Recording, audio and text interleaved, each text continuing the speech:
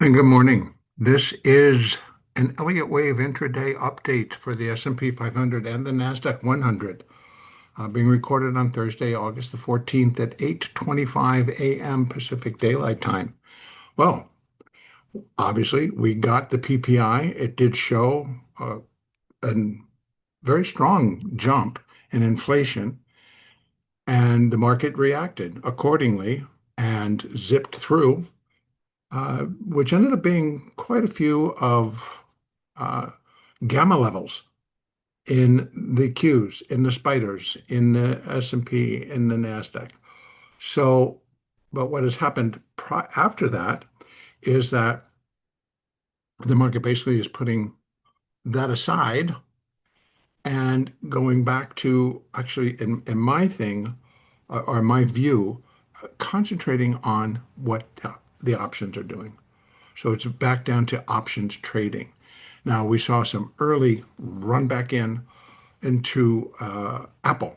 Now, whether that was risk on trading or whether that was actually just selling puts, because what ended up happening was it just the reaction to what was happening in Apple was to buy the underlying. So that kind of could tell you that's either risk on trading, in other words, the retail and the public are coming in and buying calls.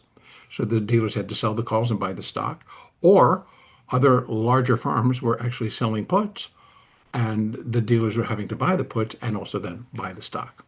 So regardless of actually what was happening, I believe that it really was more a function of how the options were trading in the individual underlying stocks, plus the ETFs, plus the indexes. So with that all put together, I am now putting a technical picture to this in terms of an Elliott count. And initially I thought, okay, but we needed to come down further than what we did here in the S&P. So what I've got is that I actually did turn this back into a five-wave structure up and put the sub minuet wave 3 up here and at that high.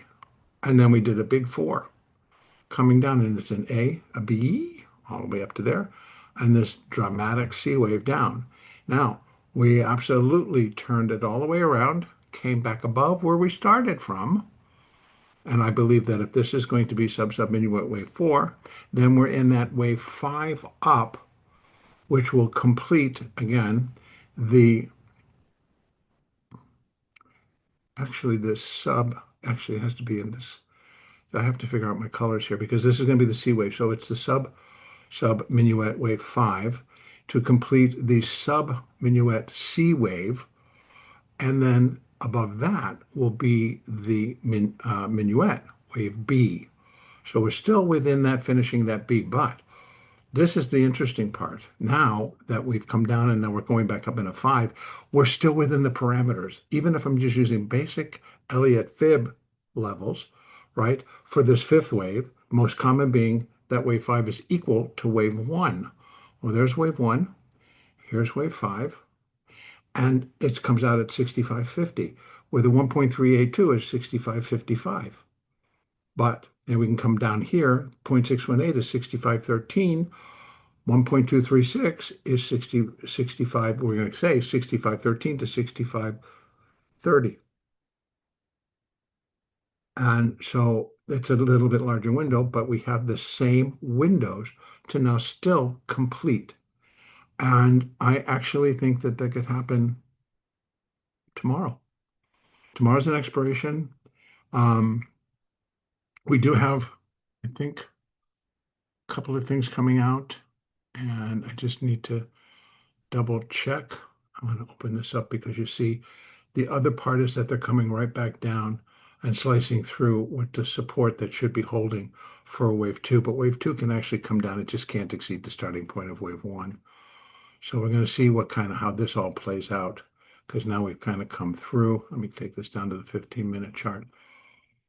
We've gone all the way down and now we're coming back up, but it needs to kind of hold here in terms of it being a 1 and a 2. Otherwise, I'm gonna not sure exactly what it will be here, because this either is going to be an ABC, but this is actually 5 up.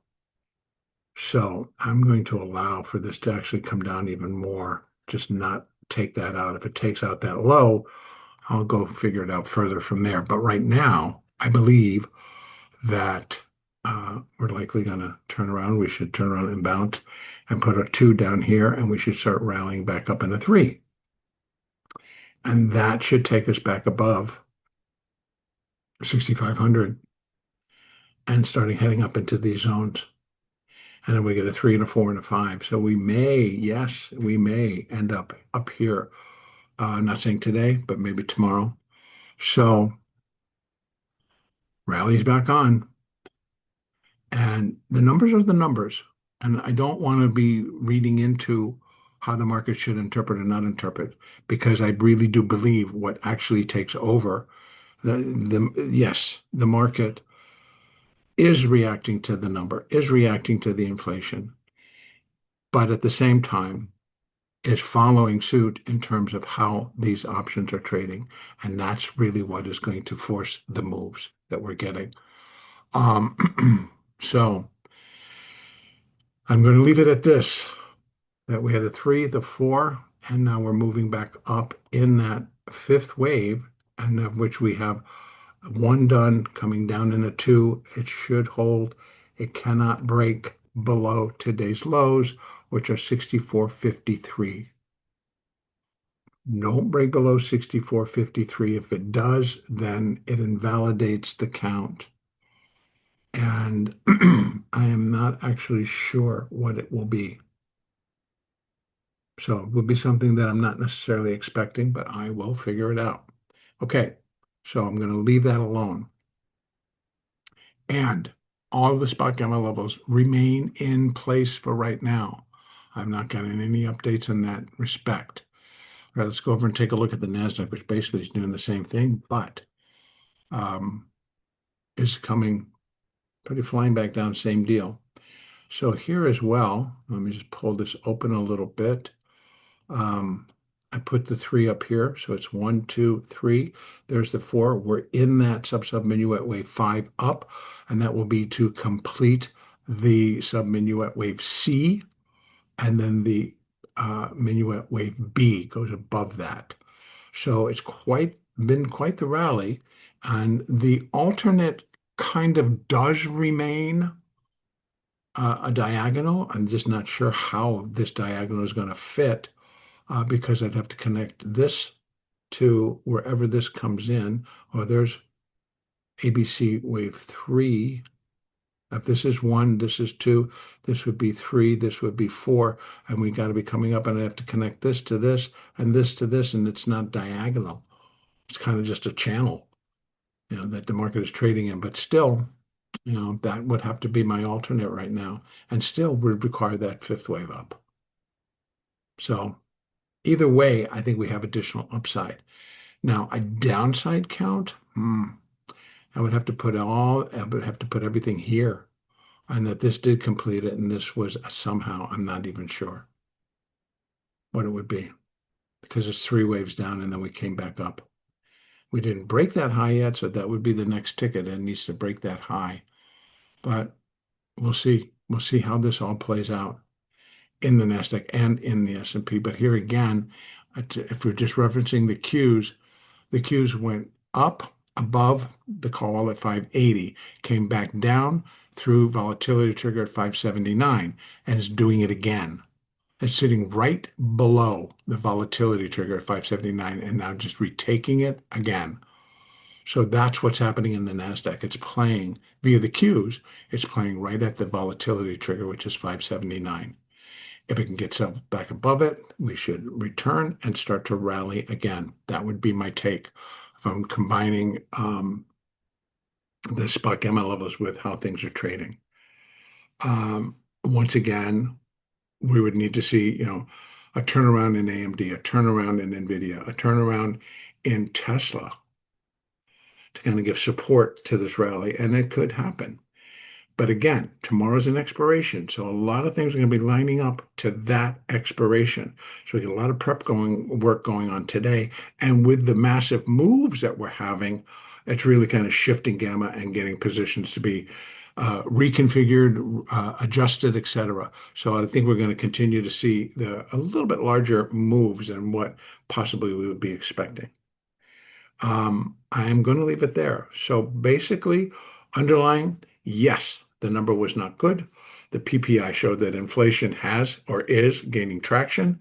How the Fed, how the government intends to deal with that, it primarily, in my view, is because of the tariffs finally taking hold, and producer prices are higher because they've had to go back out and rebuy product that we sell here, and that cost will be passed on to the public, at least from what I'm hearing as these earnings reports have come out. And a lot of them are they're just going to pass it right along, which is why we see Amazon, Costco, uh, the big box stores that the costs are going to go up, but we're still going to buy them. So yep, they're going to make more money. Anyway, I am going to leave this here. So we're back on in terms of a bullish count versus a bearish count. The market did not dip far enough, almost, but not quite. So let's see what happens from here. And the next update will be the daily. And it could be a totally different picture once again. We're just going to have to wait and see how this plays out. Okay,